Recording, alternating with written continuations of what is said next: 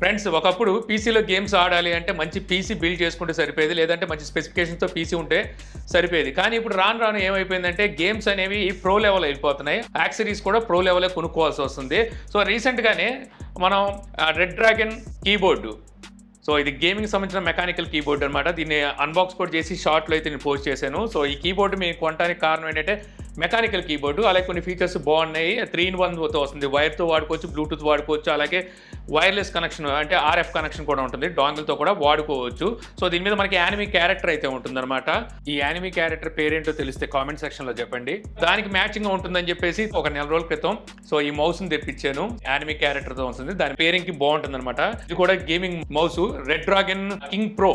చూసారు కదా, దీని బాక్స్ మీద రాసింది రెడ్ డ్రాగన్ కింగ్ ప్రో. దీంట్లో ప్రత్యేకత ఏమిటి అంటే 26,000 DPI సపోర్ట్ అయితే ఉంటుంది. DPI అంటే డాట్ పర్ ఇంచ్ అనమాట. అంటే ఒక ఇంచులో మీకు 26,000 డాట్స్ అయితే ఇది రికగ్నైజ్ చేయగలదు. ఈ స్పోర్ట్ గేమ్స్ ఆడే వాళ్ళు ఉంటారు చూసారా, సో వాళ్ళకి ఇది బాగా యూజ్ అవుతుంది. దీంతో మనకి out of the box type A to type C cable ఒకటి ఇస్తారు. కేబుల్ మనకి డ్యూరబిలిటీ బాగుంటుంది. ఇదే కేబుల్ని యూజ్ చేసి మనం మౌస్ను వాడుకోవచ్చు, లేదంటే మీకు ఇలాగ ఆర్ఎఫ్ డాంగిల్ అయితే వస్తుంది.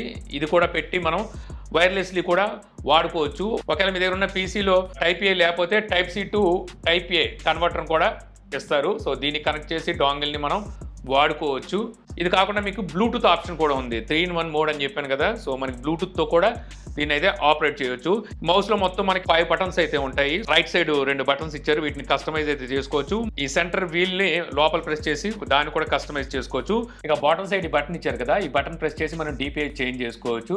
అంటే 26,000 DPI అంటే అందరికి ఇది సూటబుల్ అయితే కాదు. నార్మల్గా మనం యూజ్ చేసే వాళ్ళకి 400 నుంచి 1600 వరకు సరిపోతుంది. ఈ బటన్ ప్రెస్ చేసినప్పుడల్లా మనకి LED లైట్ కలర్ చేంజ్ అవుతుంటుంది. ఇక్కడ మీకు 1000 DPI నుంచి 2000, 4000, 8000, 26,000 DPI మారుతూ ఉంటుంది.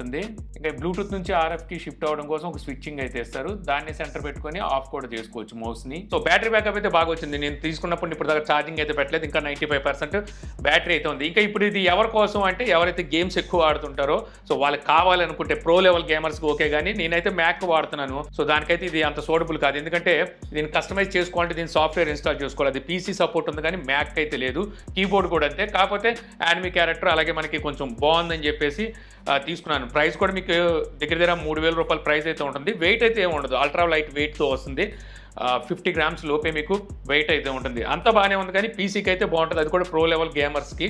మీరు 4K డిస్ప్లే కానీ లేకపోతే 8K డిస్ప్లే కానీ వాడుతున్నారు మానిటర్ అనుకుంటే వాళ్ళకి బాగా యూజ్ అవుతుంది. సో మ్యాక్ యూజర్స్ అయితే మాత్రం నేను తీసుకోవద్దనే చెప్తాను.